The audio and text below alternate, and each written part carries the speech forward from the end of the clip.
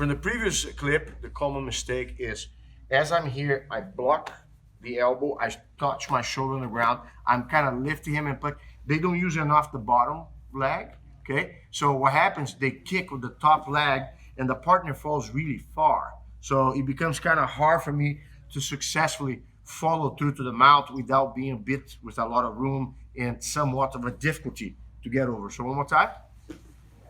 Okay, so here we go.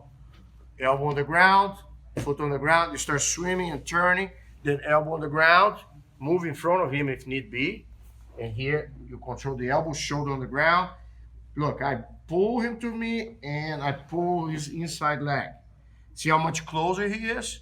Now when I pull my chest to him, it's easy for my head to touch the ground, roll, I keep pulling, knee on the ground. And then from there, you get to the mount position.